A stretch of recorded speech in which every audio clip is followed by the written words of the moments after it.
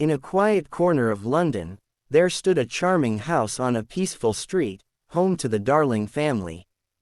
Inside, 3 children, Wendy, John, and Michael, filled the rooms with laughter, imagination, and the joy of childhood. Wendy, the eldest, had a gift for storytelling. Every night, she wove enchanting tales that whisked her brothers away to far-off lands filled with pirates, mermaids, and daring adventures. But little did they know, these stories would soon become a reality. One evening, as the children slept, a mysterious boy named Peter Pan flew through the open window of their nursery. With him was a tiny, glowing fairy named Tinker Bell. Peter Pan wasn't just any boy, he was the boy who could fly, the boy who lived in a place where children never had to grow up. Peter had been listening to Wendy's stories from afar and was drawn to her enchanting voice. As Peter Pan entered the room, he realized he had been seen by the children. Wendy, John, and Michael woke up to find a boy hovering in midair, his shadow mischievously darting around the room. Peter, with a playful grin, explained who he was and invited them to come with him to Neverland, a magical island where adventure awaited at every turn. Wendy hesitated, but the thought of living in a world of endless fun was too tempting to resist. With a sprinkle of Tinker Bell's magical fairy dust, Wendy, John, and Michael found themselves floating above the ground. "Think happy thoughts," Peter called out, and soon, they were soaring high above the rooftops of London, the city twinkling beneath them like a sea of stars. The wind rushed past them as they flew higher and higher, following Peter toward the second star to the right and straight on till morning. Neverland was unlike anything the Darling children had ever imagined.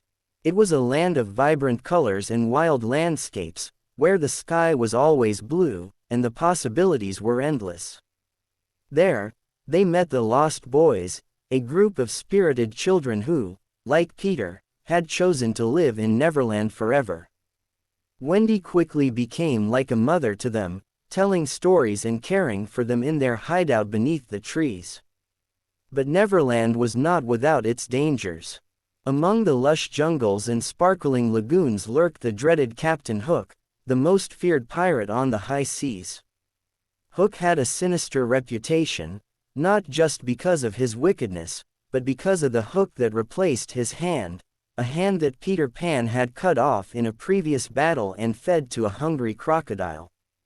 This crocodile, who had since developed a taste for Hook, followed him everywhere, its presence betrayed by the ticking of a clock it had swallowed along with Hook's hand. Captain Hook was determined to defeat Peter Pan and the Lost Boys, seeking revenge for his lost hand. He plotted and schemed from his dark and menacing ship, the Jolly Roger, anchored in the harbor of Neverland. Hook was ruthless, yet always haunted by the ticking clock that signaled the approach of the crocodile. One day, Hook's wicked plans came to a head. He captured Wendy, John, Michael, and the Lost Boys, taking them aboard his ship.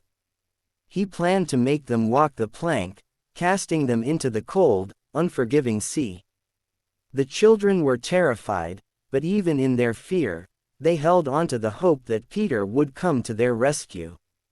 Just as the children were about to be forced off the plank, Peter Pan swooped in, ready for battle.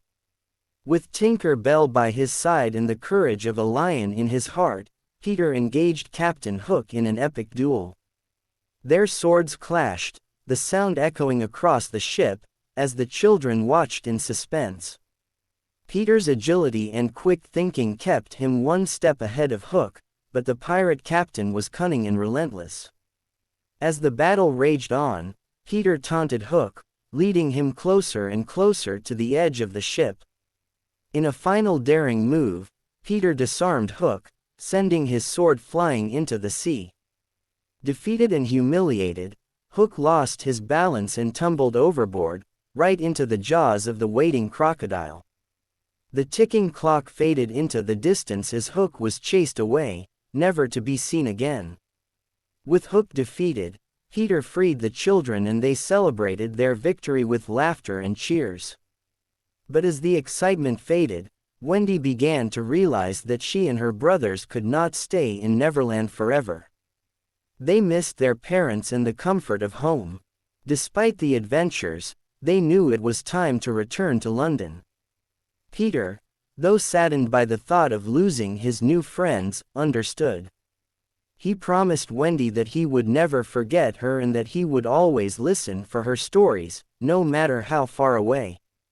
With a heavy heart, Peter led the darling children back through the sky, past the stars, and down to their nursery window, where their worried parents were waiting. As Wendy, John, and Michael settled back into their beds, it almost seemed as if it had all been a dream.